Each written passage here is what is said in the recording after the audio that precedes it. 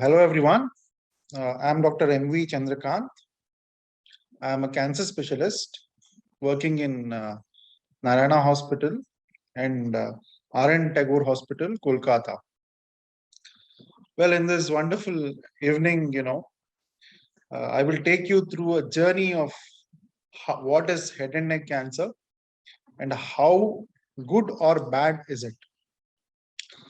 Head and neck cancer बोलते ही हमारा मन में एक चीज याद आता है कि जो भी सिगरेट पैकेट के ऊपर एक फोटो आता है, it's so ugly that you have a big red fleshy mass inside, or you will have the initial part of the movie. Whenever a movie is played, before that you have an advertisement saying that this is how worst life will be when you use tobacco.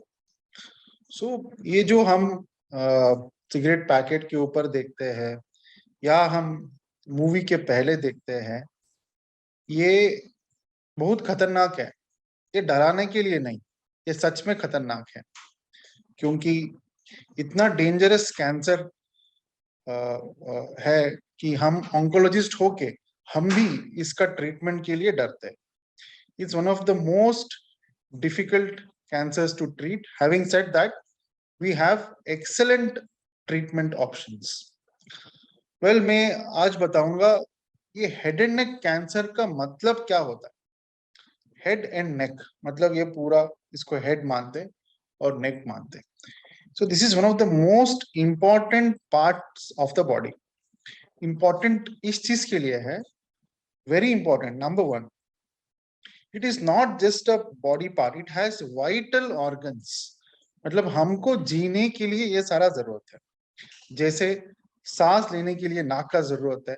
Imagine our nose or mouth is blocked. How can we breathe? We cannot. Number two, खाने के लिए, imagine we don't have a tongue. You cannot speak, you cannot chew, you cannot swallow. बहुत दिक्कत है। Throat, voice production, talking, and सबसे important निगलने के लिए swallowing. You can see if there is a swallowing difficulty, it becomes so tough, to handle this problem. So जो मुंह, head and नेक है, ये बहुत इंपॉर्टेंट ऑर्गन्स है, क्योंकि इसमें जीने के लिए जो भी जरूरत है ये सारा इसमें होता है। सांस लेने का, टेस्ट करने का, बात करने का, निगलने का, खाने का, इवन टू च्यू। जरा दांत में दर्द होने से हमको समझ में आएगा कि कितना टफ है ये हेड एंड नेक का जो भी प्रॉब्लम है। और कान में दर्द इतना पेनफुल है। So head and neck is a very painful problem and it has vital organs. Number two, functions.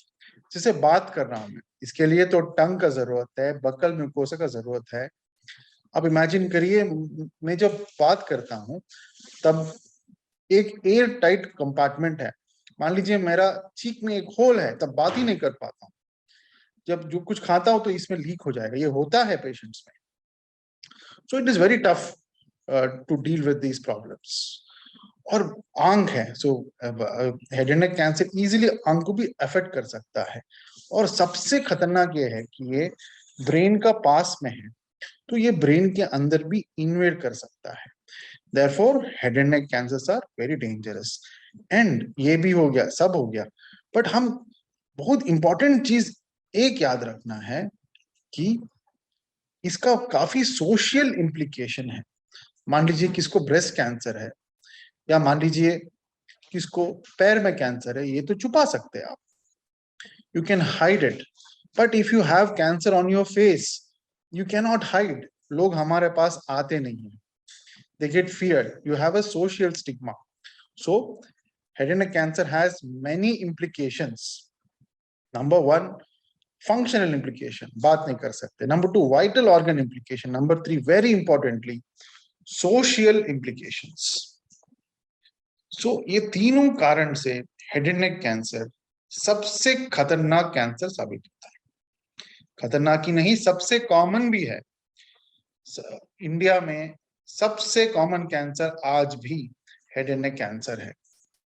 और एक अच्छा चीज है हेड एंड नेक कैंसर के ऊपर। ऐसा कुछ कैंसर है, लंग कैंसर बोलो या पैंक्रियाटिक कैंसर हो या ब्रेस्ट कैंसर हो, इसमें या गॉल ब्लैडर कैंसर लीजिए, इसका कारण हमको ठीक ठीक से पता नहीं। We don't know the exact reason for this cancers. But head and neck cancer एक कैंसर है जिसमें कारण जरूर हमको पता है, और ये है तंबाकू या टोबैको। तो हम टोबैको को अवॉइड करें तो जरूर हम 90% हेड एंड नेक कैंसर को अवॉइड कर सकते हैं। सो कारण हमको पता है। और एक अच्छा चीज बताता हूँ हेड एंड नेक कैंसर में, ऐसा कुछ कैंसर है जैसे ओवेरियन कैंसर हो गया या स्टोमक कैंसर हो गया, इसमें कोई सिम्टम स्टार्टिंग में आता नहीं अनफॉर्चुनेटली, ये पकड़ते पकड़ते ही ये फोर्थ स्टेज हो जाता है। पर हेड एंड नेक कैंसर ऐसा तुरंत पकड़ में आता ही नहीं।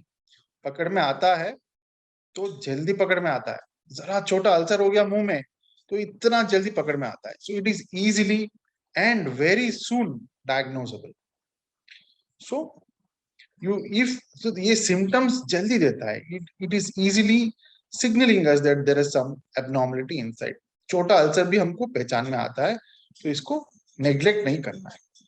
तो मैं आपको अभी बताऊंगा कुछ वार्निंग साइंस ऑफ कैंसर। क्या है ये warning science of head and neck cancer? Number one, मुंह में कोई भी चाले हो या घाव है जो हील नहीं हो रहा है over a period of months and ये यूजुअली पेनलेस रहता है, ये एक वार्निंग रेड फ्लैग साइन है। तो थोड़ा चाला हो गया, देखेंगे क्या होगा। तो समय के साथ ये बढ़ रहा है, हील नहीं हो रहा है, हो सकता है ये पेनलेस है, बट इसको हम इग्नोर नहीं कर सकते। Number two, change in voice. हमारा वॉइस हो सकता है ठंडे से चेंज हो गया, but this voice change is persisting and it is not resolving over a period of month, then again it is alarming। इसको evaluate करना है, आपका पास वाला डॉक्टर के पास जाना जरूरी है। नंबर थ्री, डिस्फेजिया, मतलब निगलने में तकलीफ, इधर अटकता है। ये भी हो सकता है कुछ गैस्ट्रिक से एक बार हो गया या टॉन्सिल से हो गया, बट ये तकलीफ जब होता ही रहता है, इसको हम रेड फ्लैग साइन बोलते हैं।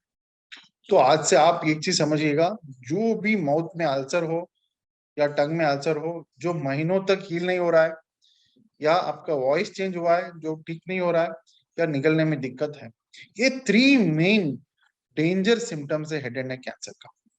इसको कभी इग्नोर मत करिएगा। ओके, नेक्स्ट बताएंगे कि what are the sites of head and neck cancer. अब हेड एंड नेक लेंगे तो एक आता है फेस एंड ओरल कैविटी, मुंह।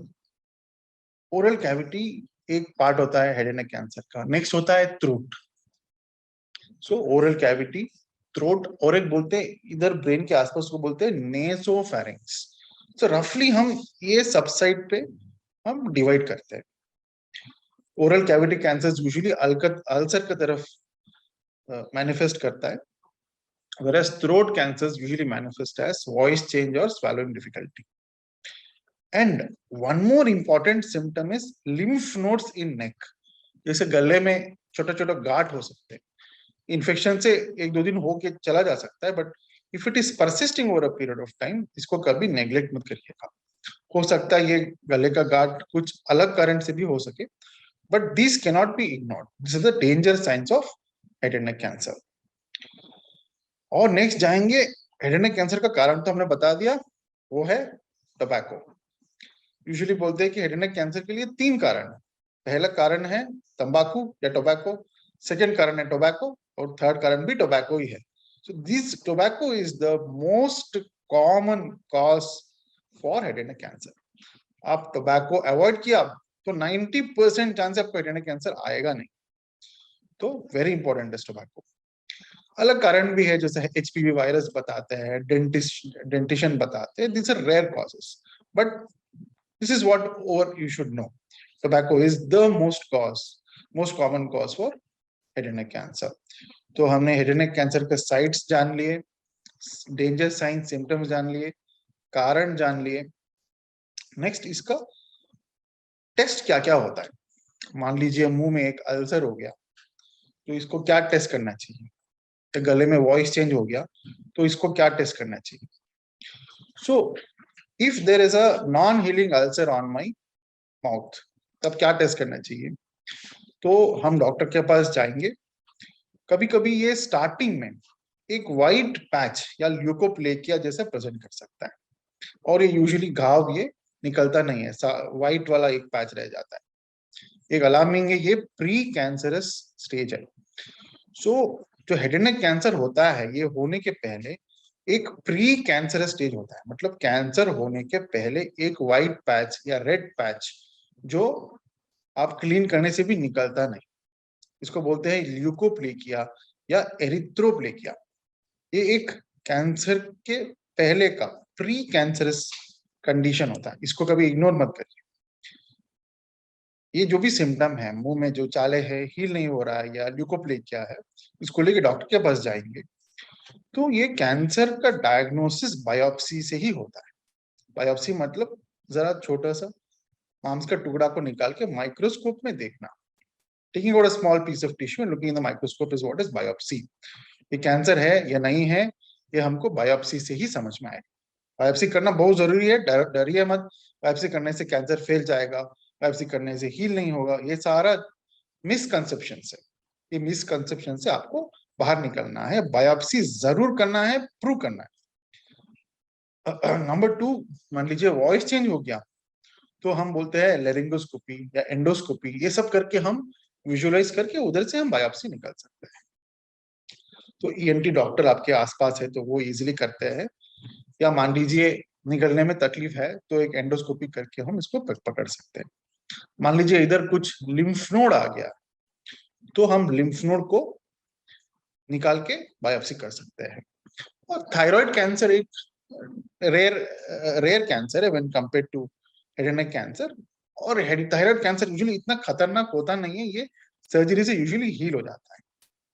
तो thyroid cancer is sort of a good cancer when compared to head and neck cancer. Thyroid cancer के बारे में उतने डरिए मत, वो एक सेपरेट पार्ट ऑफ डिस्कशन है। तो नेक्स्ट, तो हमने मान लीजिए मुंह में अल्सर है, हमने इसको बायोप्सी कर दिया, मान लो इसमें कैंसर पकड़ में आ गया, तो नेक्स्ट हम टेस्ट करेंगे कि ये कितना स्प्रेड हुआ है, what is the amount of spread. ये जानने के लिए हम यूजुअली मुंह का एमआरआई या सीटी स्कैन करते हैं, गले का भी सीटी स्कैन करते हैं और चेस्ट सीटी स्कैन करते हैं। इतना करके हम देखते हैं कि ये कैंसर स्प्रेड तो नहीं हुआ, ये मुंह के अंदर ही तो सीमित है। तो इसको बोलते हैं स्टेजिंग। तो रफली रफली हेड एंड नेक कैंसर का स्टेजिंग ऐसा बोल सकते हैं, स्टेज 1 या स्टेज 2, मान लीजिए टंग का कैंसर है, स्टेज 1 या स्टेज 2 मतलब ये टंग में ही सीमित है और कहीं और स्प्रेड नहीं हुआ है। स्टेज 3 का मतलब ये गला का लिम्फ नोड तक उतर गया बट क्लैविकल के ऊपर, इसको बोलते हैं स्टेज 3। मान लीजिए इससे नीचे चला गया तो हम एडवांस स्टेज बोलते हैं। तो local, loco regional and advanced, तो ये ऐसा हम स्टेज 1 2 स्टेज 3 एंड स्टेज 4 करके हम डिवाइड करते हैं। Head and neck cancer staging में एक कैच है जो अलग कैंसर में नहीं है। हम सारा कैंसर में स्टेज 4 मतलब सब जगह में स्प्रेड हुआ करके बोलते हैं, but head and neck cancer में ऐसा नहीं। स्टेज 4 को भी हमने 3 भाग किया है, stage 4A, stage 4B and stage 4C। Stage 4A stage 4B locally advanced है, गले के आसपास ही है, बट स्टेज 4C इसका मतलब ये है कि ये काफी जगह में स्प्रेड हुआ है। तो हमने सीख लिया बायोप्सी, उसके बाद हमने सीख लिया स्टेजिंग कैसे करना। Stage 1 2 is confined to one organ. Stage 3 is lymph node involvement. Stage 4 is distant spread, जैसे लंग हो गया, बोन हो गया, लिवर हो गया, इसको बोलते हैं स्टेज 4 डिसीज। ओके, हम स्टेज वाइज ट्रीटमेंट हम कैसे करते हैं हम देखेंगे। तो स्टेज वाइज ट्रीटमेंट, मान लीजिए हमको टंग का कैंसर हुआ, स्टेज 1 या स्टेज 2 कैंसर में 1 मोडालिटी ट्रीटमेंट। उसका मतलब यह है कि हेड एंड नेक का कैंसर इलाज में 3 मोडालिटीज ऑफ ट्रीटमेंट है। नंबर 1 सर्जरी, मतलब जो भी ऑर्गन है उसको काट के निकालना। नंबर 2 रेडिएशन, जो भी ऑर्गन है उसको जलाना रेडिएशन से। नंबर 3 कीमोथेरेपी या systemic therapy. So these are the 3 modalities of treatment in head and neck cancer. Stage 1 या stage 2 है तो हम इसको वन मोडालिटी ऑफ ट्रीटमेंट, इधर सर्जरी या रेडिएशन से इसको हम खत्म कर सकते हैं। जीभ का कैंसर है, स्टेज 1 या 2 है, तो बस आप जो भी जीभ अफेक्टेड है उसको निकालिए और उसका ट्रीटमेंट हो गया, और थोड़ा गले का लिम्फ नोड भी निकलना होगा, बस वन मोडालिटी ट्रीटमेंट, स्टेज 1 या स्टेज 2। या मान लीजिए गले का कैंसर हो गया, स्टेज 1 या स्टेज 2 है, तो गले का कैंसर हुआ तो पहले हम पूरा गले को ऑपरेट करते थे, लैरिंगेक्टमी करना पड़ता था, वॉइस बॉक्स का कैंसर हो गया तो।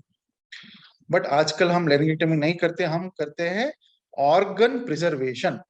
मतलब गले का कैंसर है तो थ्रोट को काट के निकलना नहीं पड़ेगा, थ्रोट को हम उधर ही रहेगा थ्रोट, और उधर उधर रेडिएशन देके, ऐसा IMRT करके एक रेडिएशन टेक्निक है, इसको देके हम ऑर्गन प्रिजर्व करके, वॉइस प्रिजर्व करके कैंसर को मिटा सकते हैं। तो हम कैंसर को मिटा दिया बट ऑर्गन को प्रिजर्व किया, इसको बोलते हैं ऑर्गन प्रिजर्वेशन। ऐसा टंग में भी होता है, टंग में मान लीजिए टंग का कैंसर है तो मान लीजिए आधा टंग निकलना पड़ा, तो rest other half of the tongue हम अलग पार्ट ऑफ मसल वगैरह लेके उसको हम रिकंस्ट्रक्ट कर सकते हैं, फ्लैप बोलते हैं हम उसको। तो हम फ्लैप देके प्लास्टिक सर्जन का हेल्प से हम उसको रिकंस्ट्रक्ट कर सकते हैं, ताकि हम टंग का कैंसर हुआ तो कैंसर भी निकल गया, और अलग पार्ट से देके हम टंग को रिकंस्ट्रक्ट भी कर दिया और फंक्शन भी वापस आ गया। तो इसको बोलते हैं reconstruction. So stage 1, stage 2, one modality therapy, either surgery or radiation. Stage 3 onwards, मान लीजिए लिम्फ नोड में पॉजिटिविटी आ गया, तब आएगा 2 मोडालिटी ट्रीटमेंट और 3 modality treatment.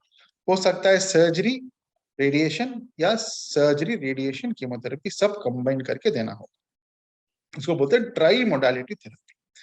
So stage 1, stage 2, stage 3 is completely curable in majority of patients. So stage 1, 2 को हम बोलते हैं 80 to 90% क्यूर रेट, स्टेज 3 को बोलते हैं 70 to 80% क्यूर रेट। तो हम जल्दी ये बीमारी को पकड़ने से हम इसको कंप्लीटली मिटा सकते हैं। Early diagnosis is the key. चाला हो गया, तुरंत डॉक्टर के पास गया, जल्दी बायोप्सी किया, सीटी स्कैन किया, जल्दी ऑपरेशन किया, this the way to treat. और कोई बोलेंगे कोई दवाई खाने से ठीक हो जाएगा, कोई विटामिन खाने से ठीक हो जाएगा, ये मिस्टेक कभी मत करिएगा। जो भी घाव है 1 महीने में नहीं जा रहा है, जरूर बायोप्सी करना है, प्रूव करना है कैंसर है नहीं है, कोई शॉर्टकट नहीं इसके लिए। शॉर्टकट लिए तो अनफॉर्चुनेटली इसका ट्रीटमेंट बड़ा मुश्किल होगा। जो जरा सा जीभ काटने से जो होगा, तब पूरा जीभ काटना होगा, पूरा रिकंस्ट्रक्शन लगेगा, और हो सकता है यह ऑपरेशन से भी बाहर हो गया।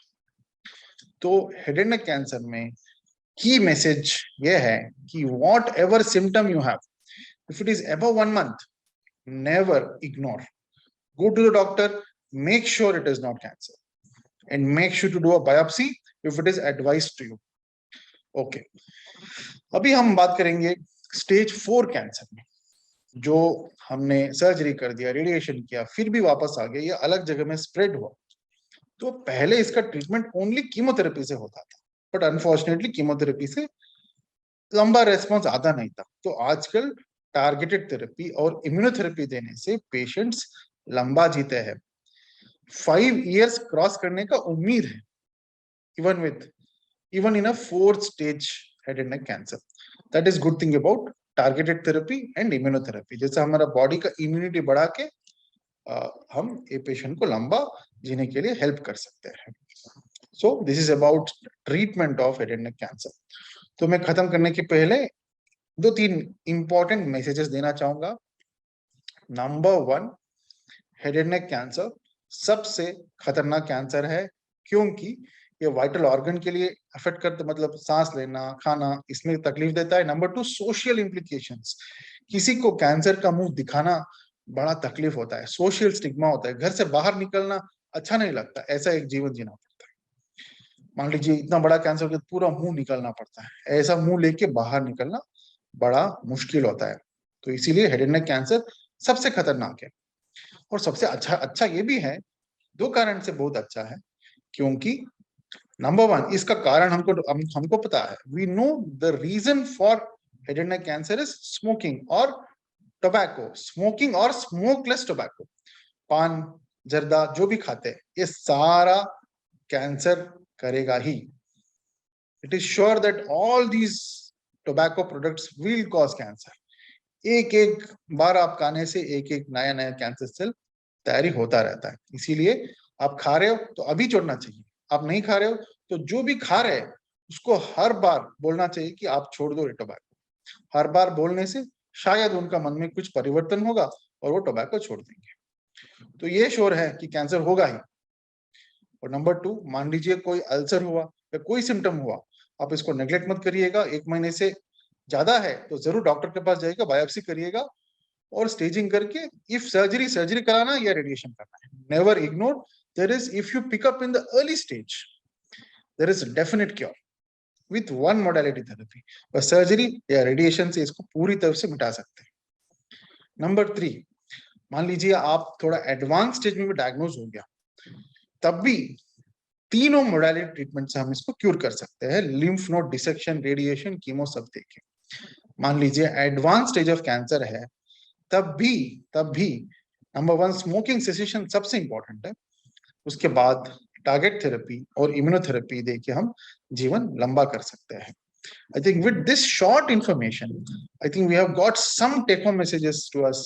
Red flag signs, non-healing ulcer, not going away for more than a month, or difficulty in speaking, difficulty in swallowing. These are most important signs.